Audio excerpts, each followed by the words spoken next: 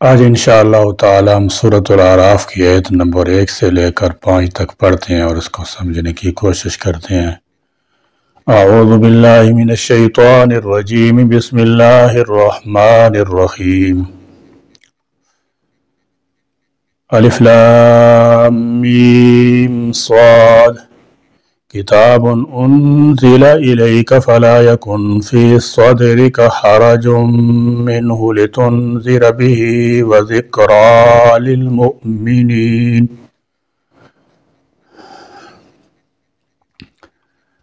الف لام میم صاد، جیسے کہ سورہ بقرہ کے شروع میں گزر چکا ہے، ان کو حروف مقطعات کہا جاتا ہے۔ ان کا معنی اللہ ہی کو معلوم ہے، بندوں کا کام ہے کہ وہ بغیر سمجھے ہوئے ان کے اللہ کی طرف سے ہونے پر ایمان رکھیں۔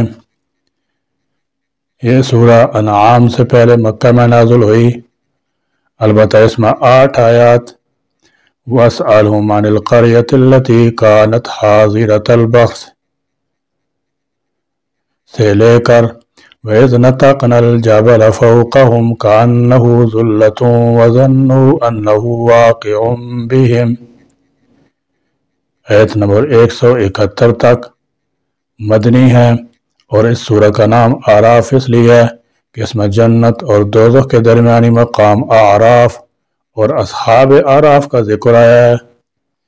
کتاب، یہ کتاب، انزل، نازل کی گئی، الیک کا طرف آپ کے۔ ہاں، کتاب سے مراد یہی سورہ اعراف ہے، اور قرآن میں جب کبھی سورہ کی ابتدا میں کتاب کا لفظ آتا ہے تو اس کا معنی وہ سورت ہی ہوتا ہے۔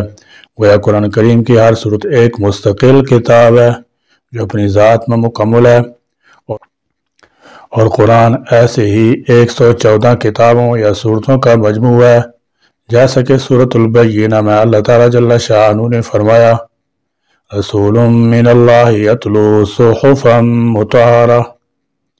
پھر لفظ کتاب کا اطلاق پورے قرآن پر بھی ہوتا ہے۔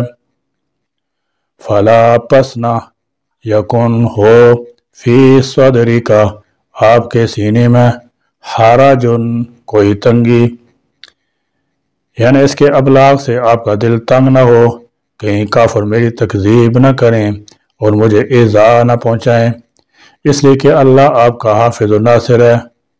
یا حرجن شک کے معنی میں ہے، یعنی اس کے منزل من اللہ ہونے کے بارے میں آپ اپنے سینے میں تنگی محسوس نہ کریں۔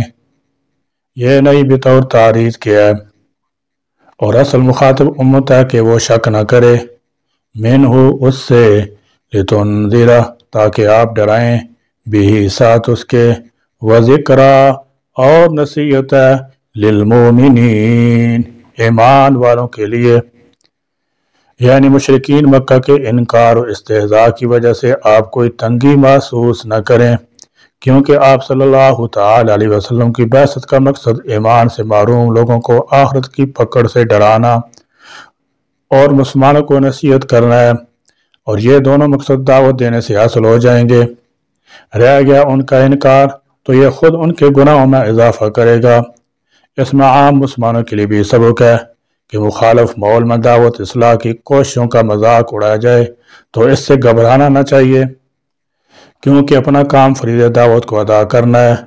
جو لوگ تمسخر کا راستہ اختیار کریں گے، مذاق کا راستہ اختیار کریں گے، وہ خود ہی عند اللہ جواب دہ ہوں گے۔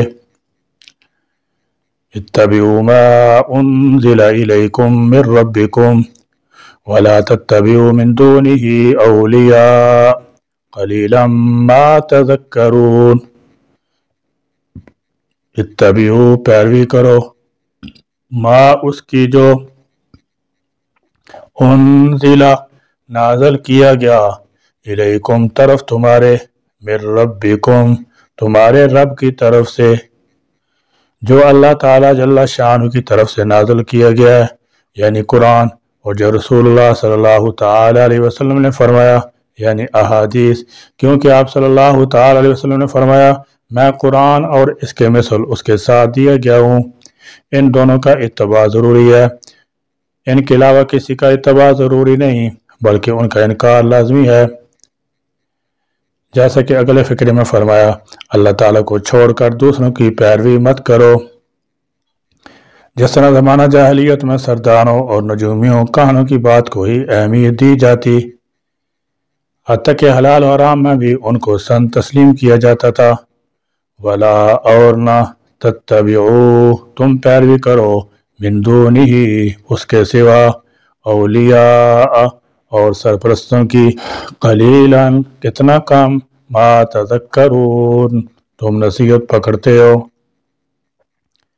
کتاب اللہ کی پیروی میں سنت رسول کی پیروی بھی شامل ہے، کیونکہ وہ بھی اللہ تعالیٰ جل شانہ ہی کی طرف سے اتاری ہوئی باتیں ہیں۔ چنانچہ اللہ تعالیٰ کا ارشاد ہے کہ آپ جو کچھ فرماتے ہیں خدا کی طرف سے فرماتے ہیں۔ وَمَا يَنطِقُ عَنِ الْهَوَىٰ إِنْ هُوَ إِلَّا وَحْيٌ يُوحَىٰ، اور آپ صلی اللہ تعالیٰ علیہ وسلم نے جو کچھ کیا ہے، جو کچھ کہا ہے، اس کو انسانیت کے لیے نمونہ بنایا گیا۔ لَقَدْ كَانَ لَكُمْ فِي رَسُولِ اللَّهِ أُسْوَةٌ حَسَنَةٌ، اس لیے ایسے یہ استدلال کرنا غلط ہوگا کہ کتاب اللہ کی اطاعت کافی ہے، سنت رسول کی پیروی ضروری نہیں۔ دوسرے دوستوں کی پیروی سے مراد شیاطین کی پیروی ہے، یعنی وہ جنات و انسان جو اللہ کی دین کے باغی ہیں، ان کے بہکاوے میں نہ آؤ۔ فقہائے کرام اور علماء صالحین تو قرآن و حدیث کے ترجمان ہیں، اس لیے ان کی باتوں پر عمل کرنا قرآن حدیث ہی پر عمل کرنا ہے، اس لیے ان کی پیروی سے منع نہیں کیا گیا ہے، بلکہ اس کا اللہ تعالیٰ جل شانہ نے حکم دیا۔ جو نہ جانتے ہوں وہ جاننے والوں سے پوچھ کر عمل کیا کریں، جیسا کہ فرمایا فَاسْأَلُوا أَهْلَ الذِّكْرِ إِن كُنتُمْ لَا تَعْلَمُونَ۔ وَكَم مِّن قَرْيَةٍ أَهْلَكْنَاهَا فَجَاءَهَا بَأْسُنَا بَيَاتًا أَوْ هُمْ قَائِلُونَ۔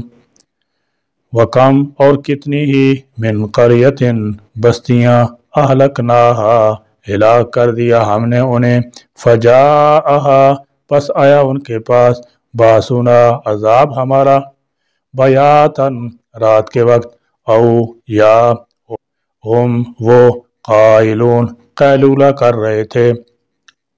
قائلون قیلولتن سے ہے جو دوپہر کے وقت استراحت آرام کرنے کو کہا جاتا ہے۔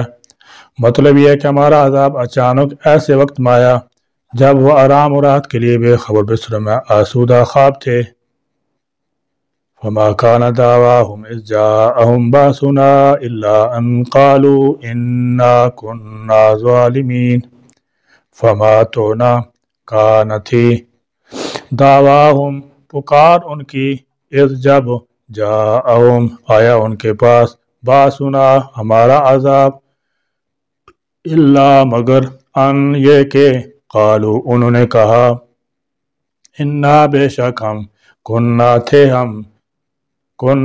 تھے ہم ہی، ظالمین ظالم۔ یعنی اللہ تعالیٰ جل شانہ کی گرفت ہمیشہ اس وقت آتی ہے جب انسان اللہ تعالیٰ جل شانہ کی تنبیہات سے بے نیاز ہو کر غفلت کی نیند سو جاتا ہے۔ پھر جب اللہ کی گرفت یا اس کا عذاب واقع ہو جاتا ہے تو اس وقت یہ اعتراف کرنے لگتا ہے کہ ہمارا ہی قصور تھا جو ہم غفلت میں پڑے رہے، مگر وقت گزرنے کے بعد ایسا اعتراف کوئی فائدہ نہیں دیتا بلکہ حسرت یاد کا سبب بن جاتا ہے۔ اللہ تعالیٰ جل شانہ فرما رہے ہیں کہ تمہارے سامنے 20 ایسی مثالیں موجود ہیں، پھر کیا یہ ضروری ہے کہ تم اس وقت عبرت حاصل کرو جب تم خود عذاب میں گرفتار ہو جاؤ؟ آخر تم گزشتہ اقوام کے انجام سے کیوں عبرت حاصل نہیں کرتے؟ حق تعالیٰ جل شانہ کا بے انتہا شکر و احسان ہے کہ جو ہم کو قرآن جیسی نعمت عظمیٰ عطا فرمائی۔ یا اللہ ہم کو اس قرآن پاک کی اتباع کی توفیق کاملہ عطا فرما۔ یا اللہ قرآن پاک کی اتباع کے ساتھ اس کی تبلیغ و تعلیم کی توفیق کسی نہ کسی درجے میں ہم کو بھی عطا فرما۔ یا اللہ اس ملک پاکستان میں قرآنی احکام کا نفاذ فرما اور قرآنی حکومت ہم کو دیکھنا نصیب فرما، اور قرآنی تعلیمات و ہدایات سے اس ملک قوم کو منور فرما دیجئے، آمین یا رب العالمین۔ وآخر دعوانا ان الحمد للہ رب العالمین۔